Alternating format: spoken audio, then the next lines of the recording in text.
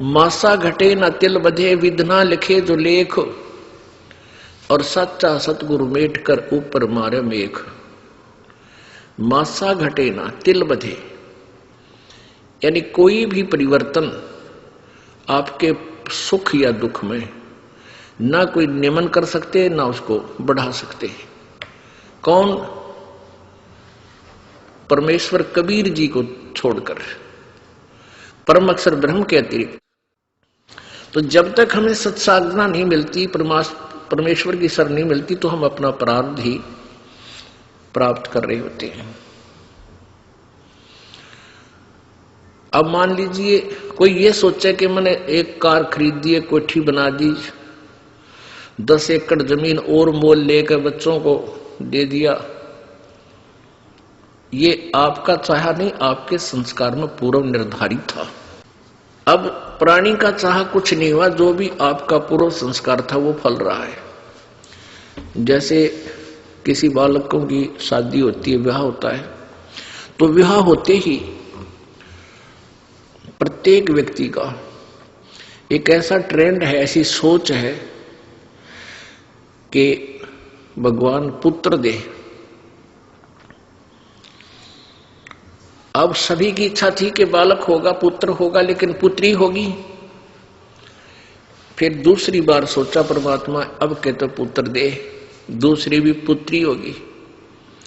फिर तीसरा जब गर्भ रहा तो सब ने शुक्र मनाए, ना जाने कितनी देवी देवताओं के जाके प्रार्थनाएं की, जिसने भी जंतर मंत्र किया, दवाई भी ले ली, फिर भी बेटी होगी, और चौथी भी बेटी होगी, 5वीं भी बेटी होगी।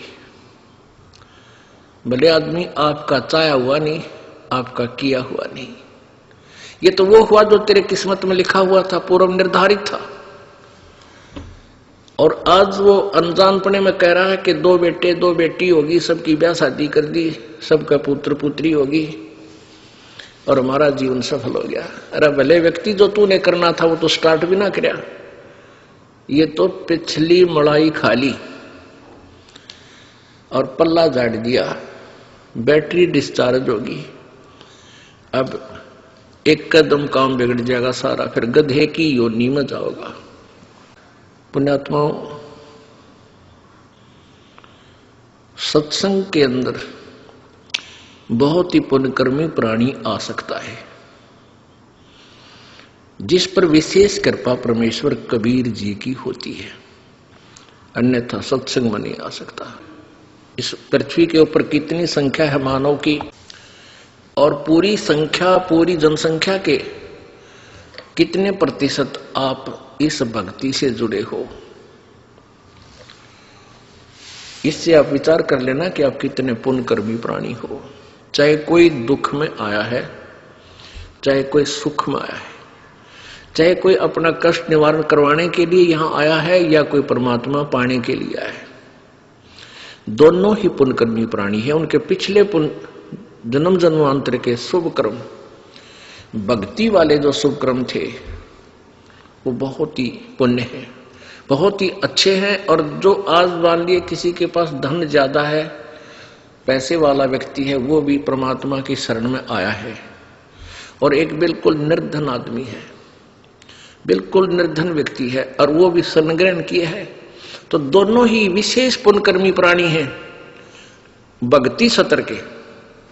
और बाकी रही बात जो पुण्य की, किसी के पास कार है, कोठी है, पैसा है, उसने पिछले जन्म में धर्म घना किया हुआ है, दान किया हुआ है, और जिसको ये भक्ति प्राप्त हुई है और उसके पास धन नहीं है, गरीब व्यक्ति है, निर्धन है, उसने पिछले जन्म में दान नहीं किया। केवल दान का डिफरेंस है, ये कोई बड़ी बात नहीं बताई परमात्मा ने। लेकिन अब अपने सारे ज्ञान न समझ कर प्रॉपरली दान भी करे और नाम भी श्रवण करे। इस बात ने याद रखे कि पार होने तो उद्देश्य है अपना, सतलोक चलने का उद्देश्य तो है ही है। किसी कारण से पैर फिसल भी जावे और ना जाने पाओगे तो कम से कम नेक्स्ट जन्म हो भी गया आपके, जब तक ये फिर सतयुग कलयुग आएगा, तब तक कम से कम रोटी की समस्या तो हल हो ही पाओगे आप। इस दृष्टिकोण से भी आपने दान करना चाहिए। और फिर ये पांचों यज्ञ भक्ति रूपी फसल में ये खाद और सिंचाई का भी कार्य करती हैं। इस उद्देश्य से भी इसमें पीछे नहीं रहना चाहिए।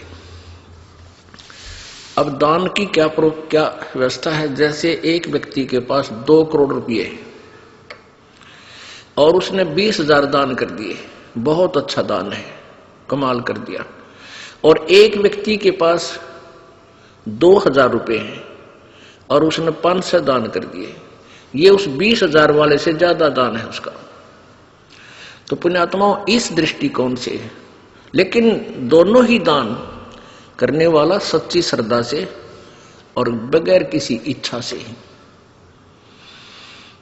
उसके एक तो हम दान करते हैं प्रतिफल की इच्छा करके, प्रतिफल के भी मेरा ये हो जा, छोरा नौकरी लग जा, लड़का नौकरी लग जाए, एक पाठ कराऊं, या भैंस ठीक पैसे की बिक जा तो एक पाठ कराऊं, और भी कई चीज होती है, उसके 100 रुपये दर देता हूं, ऐसा काम हो जाए। ये तो आपका यही बराबर हो जाएगा। जो ऐसे आपने जो डिमांड कर ली बालक से और वो दान कर दिया, काम आपका होगा, लेकिन वो दान यही पैरेलल हो गया आपका, इसका आगे कोई बेनिफिट नहीं। और एक दान होता है नी इच्छा, बगैर किसी मनोकामना के पूर्णा के जो दान किया जाता है, वो दोनों फल देता है। आपको यहाँ की सुख जो भी आवश्यकता होगी आपको, वो अवश्य प्रभु देगा और उसका पुण्य आपको सत्य यानी आगे चलने वाली कमाई में भी आपको मिलेगा। परमात्मा कहते हैं, राम रटत दारिद्र भला, चाहे टूटी घर की छान, और ये सुंदर महल किस काम के जहां भक्ति नहीं भगवान।